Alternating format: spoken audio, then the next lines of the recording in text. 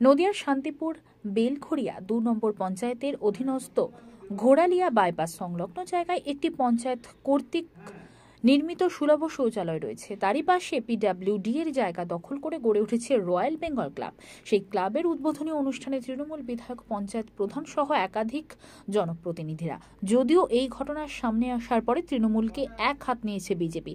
কিভাবে একটি সরকার জায়গা দখল করে এই ক্লাব তৈরি হলো তার বিরুদ্ধে সুর চড়িয়েছেন তারা।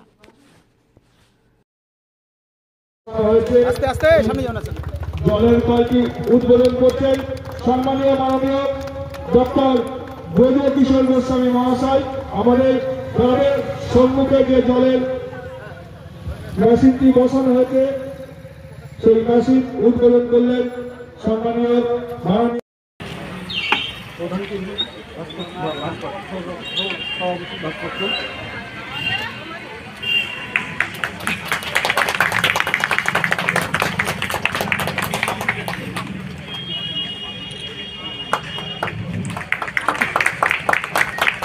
এবারে দেখুন, এই রাজ্যে যেদিন থেকে তৃণমূল কংগ্রেস ক্ষমতা পেয়েছে সেদিন থেকেই এই রাজ্য মধ্যযুগীয় ব্যবস্থা কায়েম হয়েছে। এখন মধ্যযুগীয় ব্যবস্থায় সাধারণ মানুষের ঘরবাড়ি, জমি জায়গা লুটপাট হবে, এটা সাধারণ ব্যাপার। ঠিক সেই রকম সূচনালগ্ন থেকেই, তৃণমূল সরকারের সূচনালগ্ন থেকেই আজকে এই বাংলার সাধারণ মানুষের গ্রামগঞ্জের জমি জায়গা দখল করে এক শ্রেণীর শাসক দলের নেতা নেত্রীরা চারিদিকে বিক্রি করে দিচ্ছেন, ক্লাব বানাচ্ছেন, পার্টি অফিস বানাচ্ছেন। এটা নিরন্তর ব্যাপার, এটা সাধারণ ঘটনা হয়ে গেছে এখন এই পশ্চিমবঙ্গের বুকে। এইগুলোকে যারা রক্ষা করবেন সেই পুলিশ আজকে তৃণমূলের কৃতদাসে পরিণত হয়ে গেছে। ফলে আজকে ঘোড়ালিয়া বাইপাসে যে পিডব্লিউডি সরকারি জমি দখল করে আপনি একটা ক্লাব উদ্বোধনের কথা বলছেন বা ক্লাব তৈরির কথা বলছেন, সেটা বিচ্ছিন্ন কোনো ঘটনা নয়। এই পশ্চিমবাংলার নিরন্তর যে ঘটনা প্রবাহ তারই একটা ছায়া মাত্র।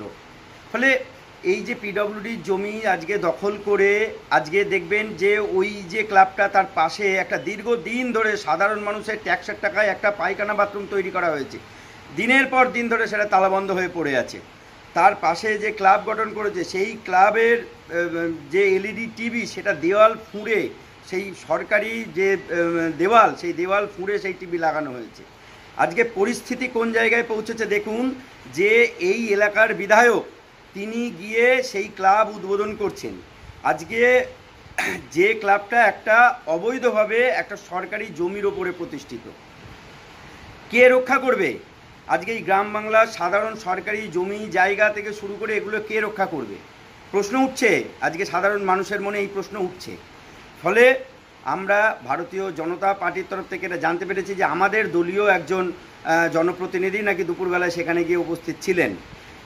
তাকে বস্ত্রদান কর্মসূচি হিসাবে তাকে ভুল বুঝিয়ে সেখানে নিয়ে যাওয়া হয়েছে, আমরা খবর পেয়েছি। আমরা আরও তার কাছ থেকে জানতে চাইব আগামীতে যে তিনি কেন এইভাবে গেলেন। সেটা আমাদের দল কখনোই এই বিষয়গুলোকে সমর্থন করে না।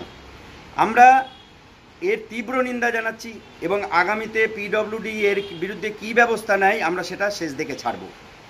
ডক্টর সোমনাথ কর, মুখপাত্র, ভারতীয় জনতা পার্টি, নদিয়া দক্ষিণ সাংগঠনিক জেলা।